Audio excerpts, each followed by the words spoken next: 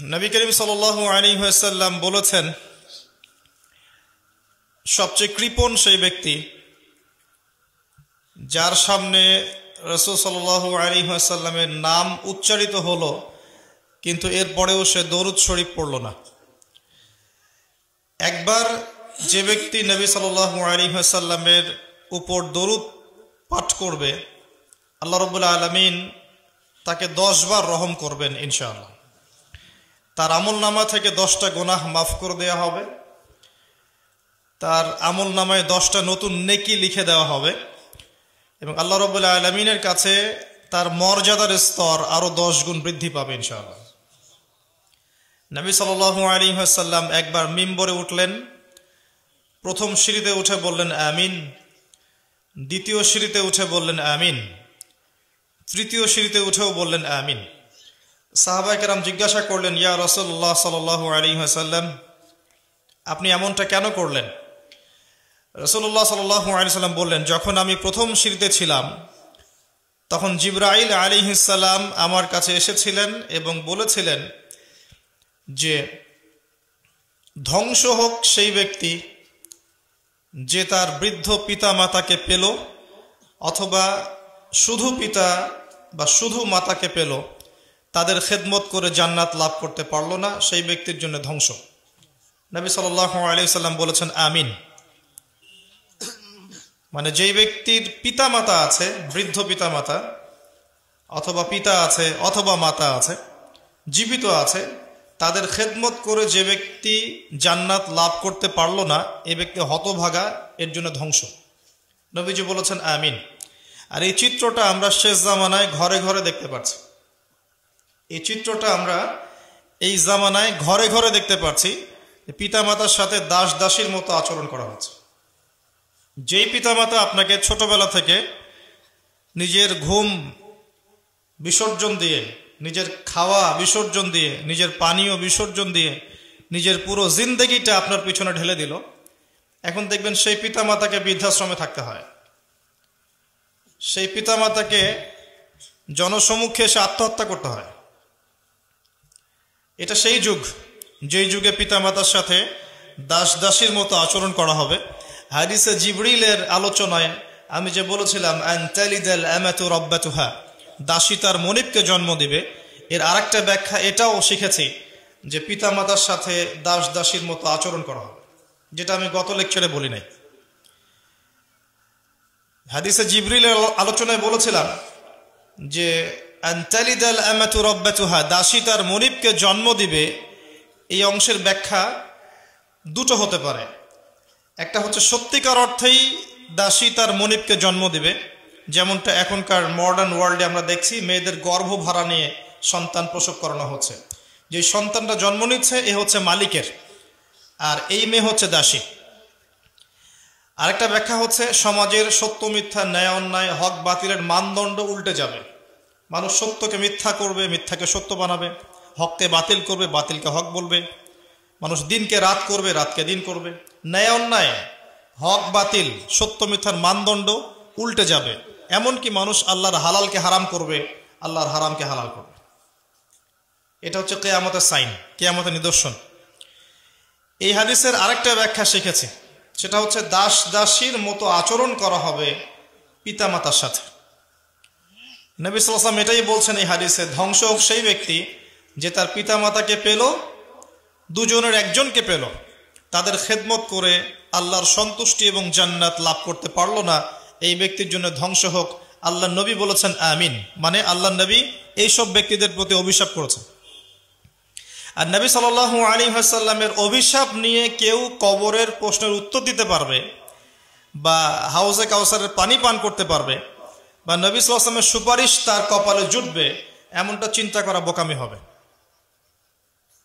যেমন যারা নবীর সুন্নতকে পরিবর্তন করেছে বেদাত দিয়ে, নবী সাল্লাল্লাহু আলাইহি ওয়াসাল্লামের সুন্নতকে মস্তিষ্ক প্রসূত আমল দিয়ে পরিবর্তন করেছে, নতুন সংযোজন করেছে দিনের মধ্যে, এই ব্যক্তিরা যখন হাউজে কাউসারের সামনে যাবে, সহিহ বুখারীর হাদিসে এসেছে একটা পর্দা পড়ে যাবে। এরপরে নবী সাল্লাল্লাহু আলাইহি ওয়াসাল্লাম নিজেই বলবেন ইন্নাহুম মিন্নি, হে আল্লাহ এরা তো আমার উম্মত, কেন আজকে পর্দা পড়ে গেল? তখন তাকে বলা হবে ইন্নাকা লা তাদরি মা আহদাসা বা'দাক, হে নবী আপনি জানেন না আপনার মৃত্যুর পরে এরা আপনার দিনের মধ্যে কত নতুন নতুন আমল ঢুকিয়েছিল, অর্থাৎ বেদায়াতি আমল ঢুকিয়েছে। তখন নবী সাল্লাল্লাহু আলাইহি ওয়াসাল্লাম বলবেন সুহকান সুহকান লিমান গায়্যারা বা'দি, দূর হয়ে যাও, দূর হয়ে যাও হতভাগার দল, যারা আমার পরে শরীয়তকে বিকৃত করেছে। উম্মত হওয়ার পরেও সুন্নতকে পরিবর্তন করার কারণে, বেদায়াতি হয়ে হাসর করার কারণে নবী সাল্লাল্লাহু আলাইহি ওয়াসাল্লামের হাত থেকে হাউজে কাউসারের পানি পেল না, বঞ্চিত হয়ে গেল। একইভাবে এই যে নবীজি বললেন সাল্লাল্লাহু আলাইহি ওয়াসাল্লাম যে ধ্বংস হোক সে ব্যক্তি যে বৃদ্ধ পিতামাতাকে পেল, তাদের খেদমত করে জান্নাত লাভ করতে পারলো না। নবীজি বলেছেন আমিন, যে এই কাজটা করবে সে জান্নাত লাভ করতে আসলেই পারবে না। নামাজ রোজা হজ যাকাত দিয়ে লাভ হবে না, কারণ নবীর অভিশাপ তার গায়ে লেগে থাকবে। আর একটা কমন অভিশাপ সবার গায়ে লেগে আছে কম বেশি, কেউ বাদ নাই, আলেম জালেম সবার গায়ে এই ধুলা লেগে আছে, কারণ এটা সেই যুগ যেই যুগে কেউই এর ধুলিকণা থেকে বাঁচতে পারবে না। তবে তাদের জন্য সুসংবাদ, যারা বাঁচার চেষ্টা করছে, যারা বাঁচার চেষ্টা করছে তাদের জন্য সুসংবাদ অবশ্যই, কিন্তু বাঁচতে পারবে না সবাই, ম্যাক্সিমাম পারবে না। সেটা হচ্ছে সূরা বাকারার সেই আয়াত যেখানে আল্লাহ পাক বলেছেন ইয়া আইয়ুহাল্লাযীনা আমানু, হে ঈমানদারগণ, ইত্তাকুল্লাহ, তোমরা আল্লাহকে ভয় করো। আমি শুধু অনুবাদ করছি, ইত্তাকুল্লাহ, তোমরা আল্লাহকে ভয় করো। ওয়া যারু মা বাকিয়া মিনার রিবা, সুদ ছেড়ে দাও, সুদের অবশিষ্ট লভ্যাংশ ছেড়ে দাও। ওয়া ইন লাম তাফআলু, তোমরা যদি এটা না ছাড়ো, ওয়া ইন লাম তাফআলু, তোমরা যদি এমনটা না করো, ফাযানু বিহারবিন মিনাল্লাহি ওয়া রাসূলিহি, তাহলে আল্লাহ এবং তার রাসূলের সাথে যুদ্ধের ঘোষণা শুনে রাখো। আমি শুধু অনুবাদ করলাম।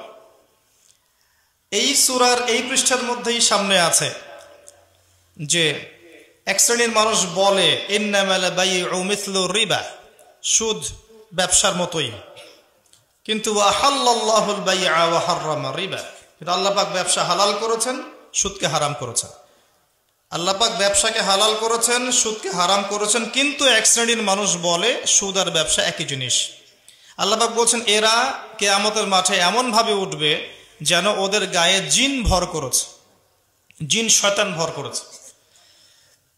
আর আমাদের প্রিয় নবী সাল্লাল্লাহু আলাইহি ওয়াসাল্লাম, যার চেহারাটা আপনাকে দেখানো হবে কবরে, আমাকেও দেখানো হবে, সবাইকেই দেখানো হবে, তিনি বলেছেন যে এই রিবার পাপের ৭০টা শাখা আছে। কয়টা? কোন হাদিসে আছে ৭৩টা, তবে বেশিরভাগ হাদিসে এসেছে ৭০টা শাখা আছে।